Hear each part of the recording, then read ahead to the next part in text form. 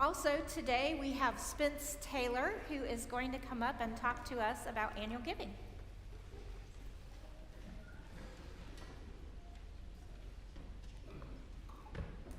Good morning. Can you hear me? My name's Spence Taylor. Good morning, everybody. Thank you. I'm Marie's husband, and we're the folks that sit in the front row every day that you see. There was a tactic we had with our kids to keep them from misbehaving, and it stuck. So we still sit in the front row.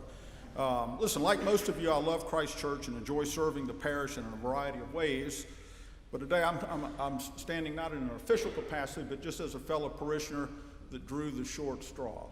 And that short straw is the direct message. I had no idea what the sermon was going to be about today, and I promise you I had no idea what the sermon was going to be about today. But let's start with this, my little spot, with an exercise. What do the following have in common? The South Carolina Medical Association, the Poinsett Club, the Southern Surgical Association, the Greenville Country Club, and the American College of Surgeons. What do they have in common? Well, besides having me as a member, each one of these organizations requires payment of annual dues. What happens if I choose not to pay my dues? Usually I get a letter, and it's a friendly reminder, then a little more stern letter, and then I get something that's a bit nasty, usually in that respect. I remember when I was a kid, my father belonged to a country club in Columbia, South Carolina that some may know. If you didn't pay your dues, your name got posted on a bulletin board outside the men's locker room. They called it the Wall of Shame. You didn't want to be on the Wall of Shame, let me just tell you. And it made a real impression on me. You know, interestingly, Christ Church is the only organization in which I belong that does not send out a dues notice.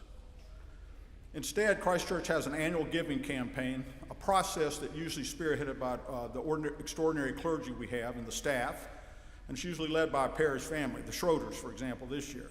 Now, during the process, the clergy thanks us for our generous gifts and contributions. They talk about all the amazing ministries at Christ Church. They ask us to pray about stewardship and to make a dutiful pledge. And each year, many of us comply very, very dutifully when we make an annual pledge. What happens if we choose not to make a pledge? Well, unlike the other organizations which I belong, nothing happens. Nothing. We're still welcome here. If we hurt God's feelings by our behavior, he apparently turns the other cheek.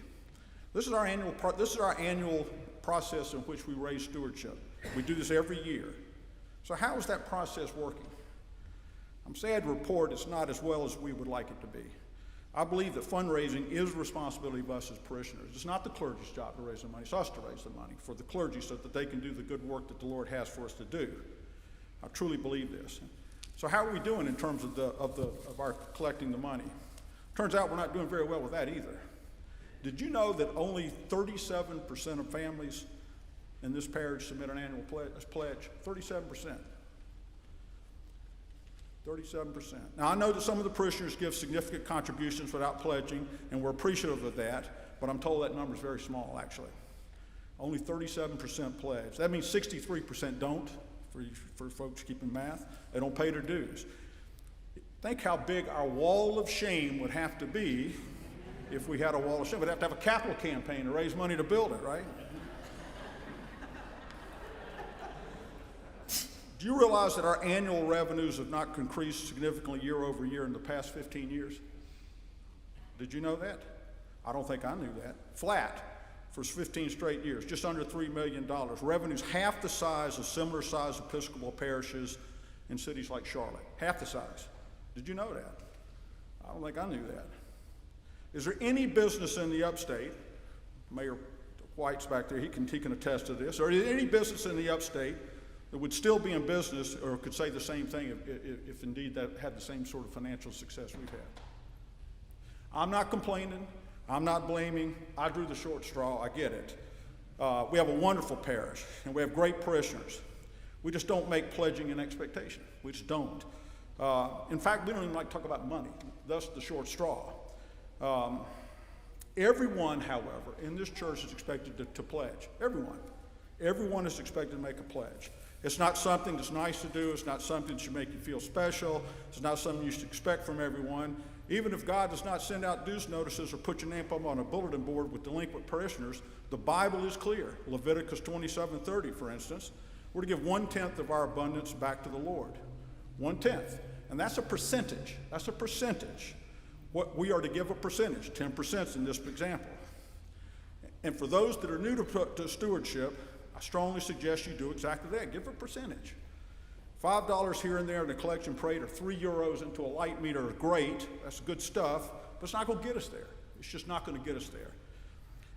We all need to pledge a percentage of our income. And to do so really pretty easy.